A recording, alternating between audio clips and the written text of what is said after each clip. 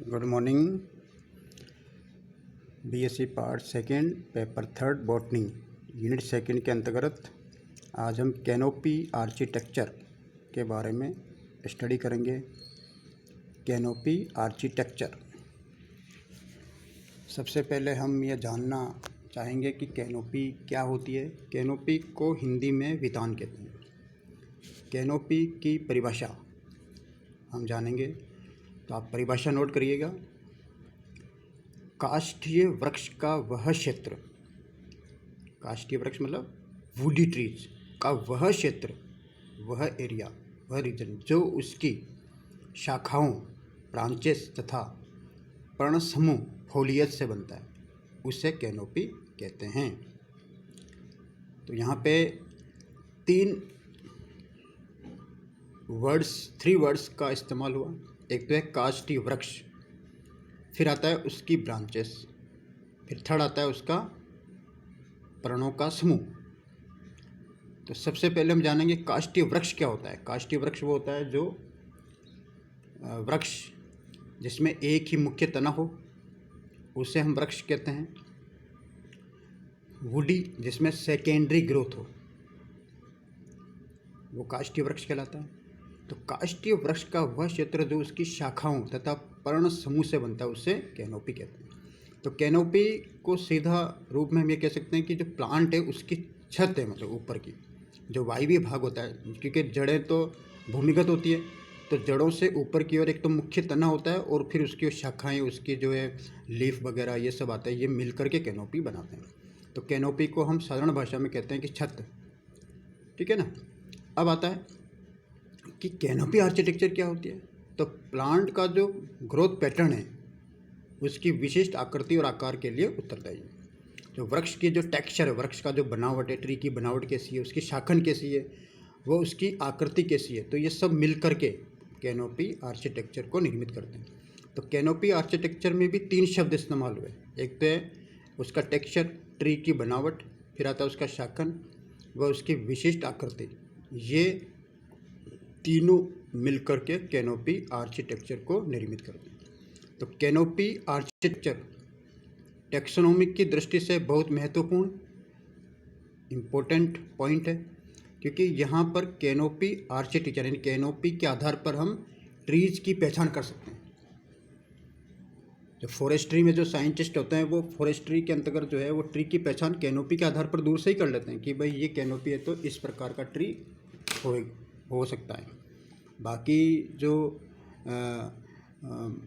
Taxonomical tools है उसके आधार पर हम उसका जीनस या जेनेरा का पता लगा लेते हैं।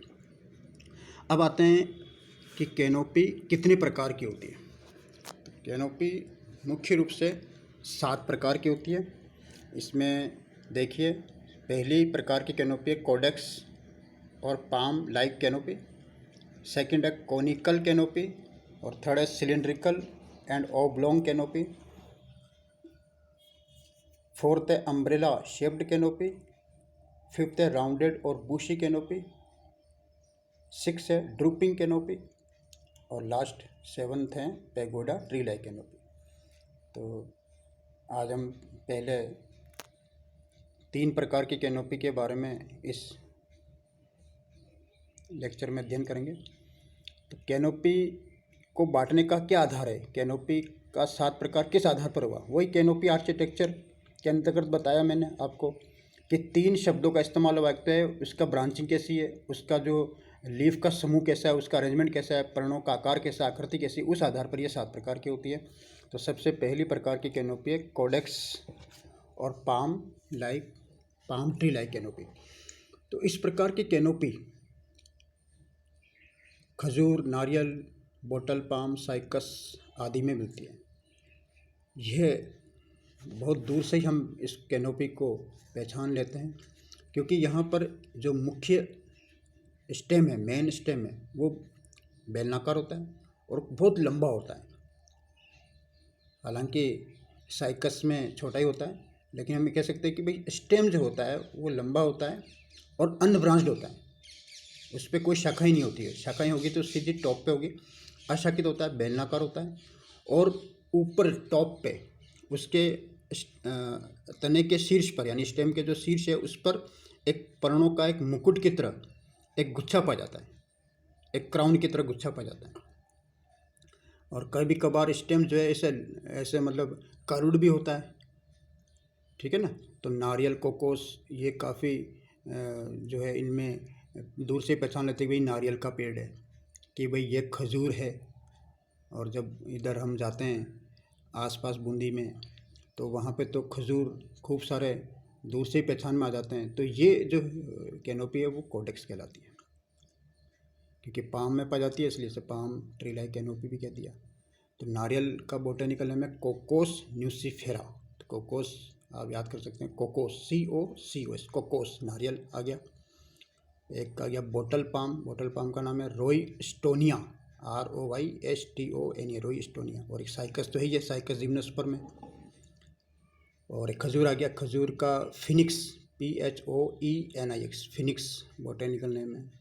तो इनमें ये कैनोपी पाई जाती है।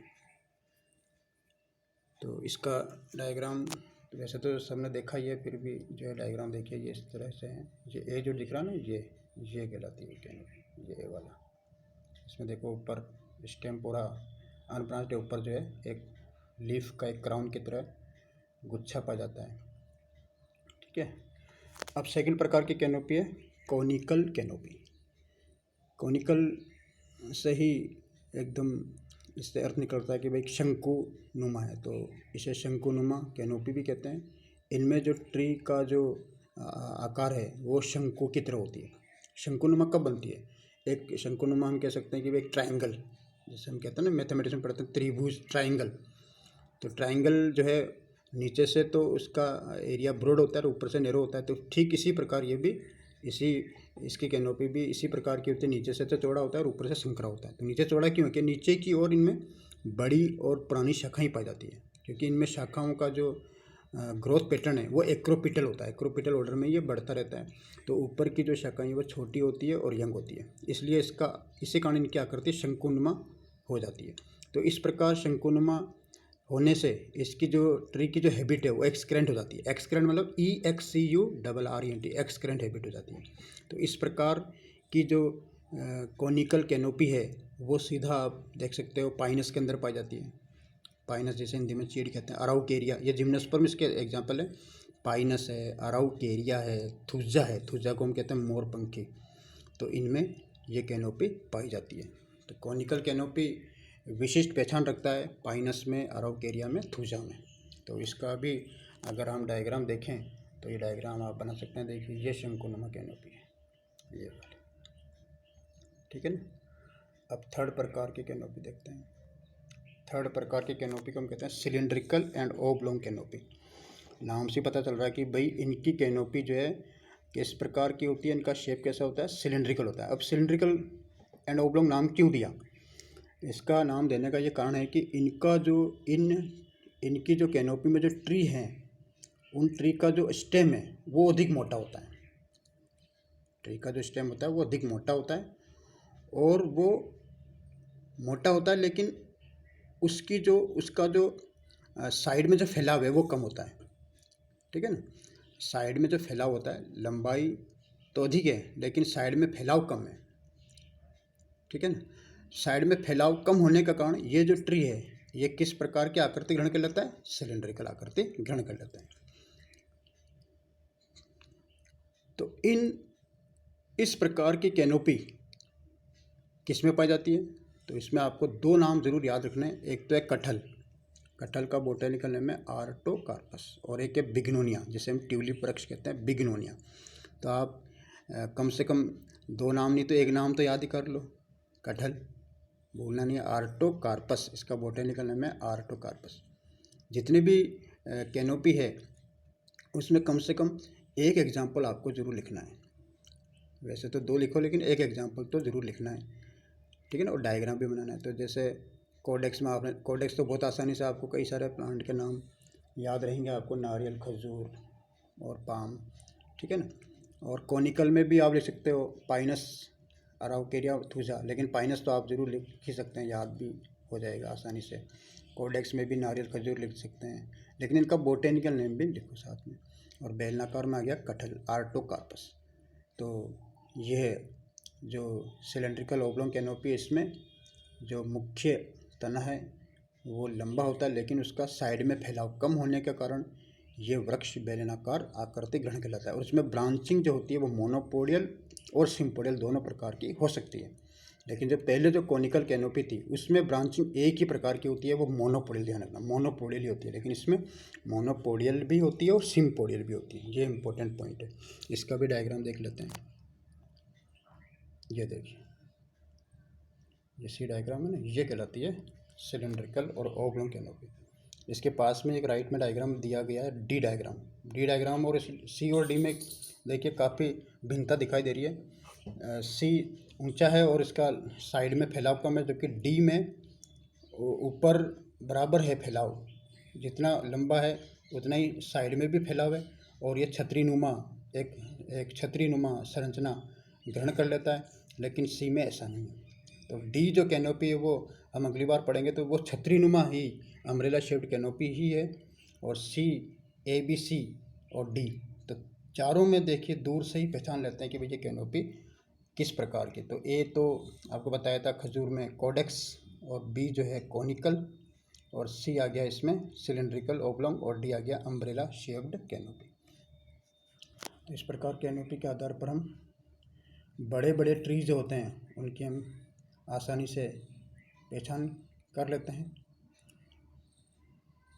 तो आज हम अगले लेक्चर में हम ये 4 पढ़ेंगे। तो आज हम इतना ही पढ़ते हैं। Thank you.